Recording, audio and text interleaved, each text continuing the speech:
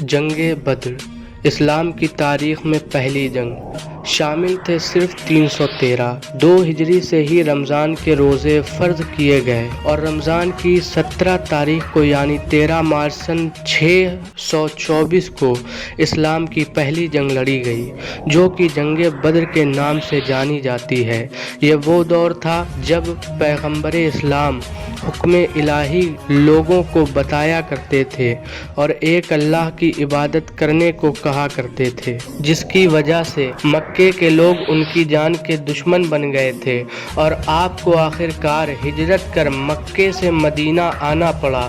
اس دوران آپ کے ساتھ آپ کے چند جانثار ساتھی تھے اور یہ سبھی عبادتیں الہی کیا کرتے تھے، نماز پڑھا کرتے تھے اور روزے فرض ہونے کے بعد روزے رکھا کرتے تھے اور ہر کام اللہ کی رضا سے کیا کرتے تھے۔ تمام تکلیفوں کے باوجود صبر کیا کرتے تھے، مگر خود آگے بڑھ کر کبھی لڑائی نہیں کی۔ لیکن اس کے باوجود جب کفار نبی کریم سے دشمنی کی غرض سے انہیں نقصان پہنچانے کی لگاتار کوششیں کی تو اللہ نے اپنے پیارے نبی کو حکم دیا کہ اے نبی، جو تمہیں تکلیف پہنچائے تم اس سے جنگ کرو۔ اور اس کے بعد اسلام کی تاریخ میں جو سب سے پہلی جنگ لڑی گئی وہ ہے جنگ بدر، جو مدینے سے قریب 80 میل دور بدر نامک جگہ پر لڑی گئی، جس میں ایک طرف مکے کے قریش قبیلے کے تقریباً 1000 بڑے بڑے یودھا شامل تھے تو دوسری طرف پیغمبر اسلام کے ساتھ ان کے صرف 313 ساتھی شامل تھے، جن میں سے زیادہ تر لوگوں نے کبھی جنگ لڑی ہی نہیں تھی، یہاں تک کہ جنگ کے کسی بھی قسم کے ساز و سامان تک ان کے پاس نہیں تھے۔ ابھی جنگ شروع بھی نہیں ہوئی تھی کہ اس کے ایک دن پہلے ہی اللہ کے نبی حضور صلی اللہ تعالی علیہ وسلم نے اس جگہ پر صحابہ کے ساتھ آئے اور ایک ڈنڈا لے کر لکیر کھینچ گول دائرہ بنایا۔ کسی کی سمجھ میں کچھ نہیں آیا تو صحابہ نے وجہ جاننی چاہی، تب اللہ کے رسول صلی اللہ علیہ وسلم نے ارشاد فرمایا کہ اس جگہ پر ابو جہل مارا جائے گا۔ کچھ دوری پر دوسرا دائرہ کھینچا اور فرمایا کہ امیہ یہاں مارا جائے گا۔ تیسرا دائرہ کھینچ کر فرمایا شیبہ یہاں مارا جائے گا۔ چوتھی لکیر کھینچ کر فرمایا قطبہ یہاں مارا جائے گا۔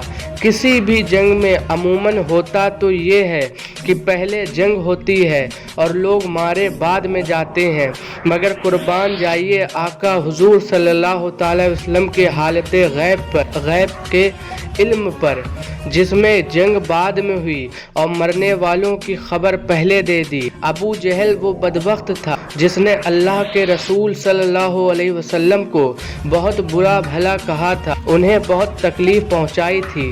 اس بدبخت کو جب اللہ کے رسول اور ان کے جانساروں کی خبر مل گئی تو اس نے سوچا کہ ان کی تعداد ہی کتنی ہے، مٹھی بھر ہے، اس لیے اچھا موقع ہے سب کو ہلاک کرنے کا، تاکہ معاذ اللہ کوئی محمد صلی اللہ علیہ وسلم کے خدا کو ماننے والا ہی نہیں رہے گا تو اسلام ویسے ہی ختم ہو جائے گا۔ جب جنگ شروع ہوئی تو دشمنوں کی تعداد کئی گنا ادھک تھی، جس میں قریش قبیلے والوں میں موجود بہت سے لوگ کسی نہ کسی کے قریبی رشتہ دار بھی تھے، یہاں تک کہ کوئی کسی کا باپ تو کوئی چچا ماموں بھی تھا۔ تب اللہ کے رسول حضور صلی اللہ تعالی علیہ وسلم نے اپنے رب سے دعا کی کہ اے میرے رب، اگر اس جنگ میں ہم ناکام رہے تو پھر تیری عبادت کرنے والا کوئی نہ رہے گا۔ اللہ نے اس جنگ میں ان کی مدد فرمائی۔ اس جنگ میں اللہ کے رسول صلی اللہ تعالی علیہ وسلم کی طرف سے ایک صحابی عمیدہ بن حارث نے اس وقت آپ سے جنت کے بارے میں پوچھا کہ یا رسول اللہ، اگر میں شہید ہو گیا تو کیا مجھے بھی جنت ملے گی؟ آپ نے اس سے کہا ہاں بے شک تم جنتی ہو، اور اس بہادر صحابہ نے بہادری سے لڑتے ہوئے شہادت پائی۔ اچانک ہی جنگ کے دوران محاذ اور معاوض नाम के दो लोग, एक 10 और दूसरा 12 साल का था। दोनों लोगों ने हज़रत अब्दुर्रहमान बिन औफ से अबू जहल के बारे में जानकारी ली।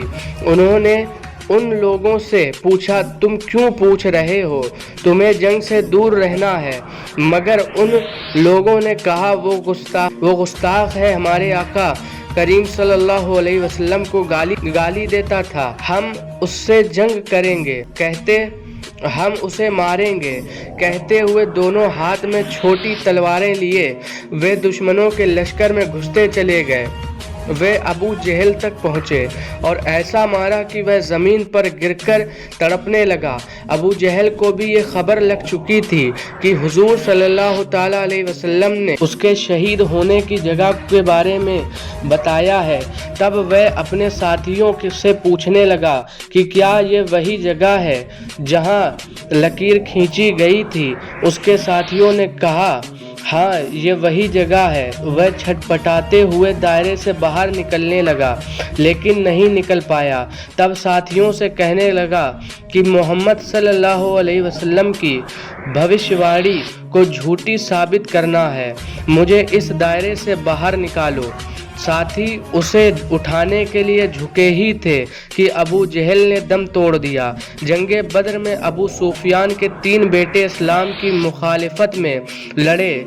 मुआविया, हंजला व अम्र। हंजला हज़रत मौला अली अलैहिस्सलाम के हाथों कत्ल हुआ, अम्र कैदी बना और मुआविया मैदान से भाग गया था। इस जंग में 70 कुफ्फार शहीद हुए और इतने ही घायल हुए। कुछ को बंदी बनाया गया तो कुछ जान बचाकर भाग गए। अल्लाह के रसूल सल्लल्लाहु अलैहि वसल्लम की तरफ से जंग करने वालों में 6 मुहाजिर और 8 अंसारी शहीद हुए और आखिरकार हक की जीत हुई। लड़ाई ख़त्म होने के बाद अल्लाह के रसूल सल्लल्लाहु अलैहि वसल्लम को बेचैन देखकर एक सहाबा ने पूछा, ऐ अल्लाह के रसूल, आप परेशान क्यों हैं? आपने फरमाया, कैदियों को जो रस्सियां बांधी गई हैं उन्हें ढीली करो। इनमें मेरे चचेरे भाई अब्बास भी हैं। और फिर उनके हुक्म के मुताबिक सभी कैदियों को फिदिया लेकर छोड़ दिया गया। इनमें जो पढ़े लिखे कैदी थे उनका फिदिया ये था कि वो 10 लोगों को लिखना पढ़ना सिखाएंगे था। अखलाक और इंसाफ हमारे प्यारे आका हुजूर सल्लल्लाहु अलैहि वसल्लम का, जिन्होंने दुश्मनों को भी कभी कोई तकलीफ़ नहीं दी। सुभान अल्लाह।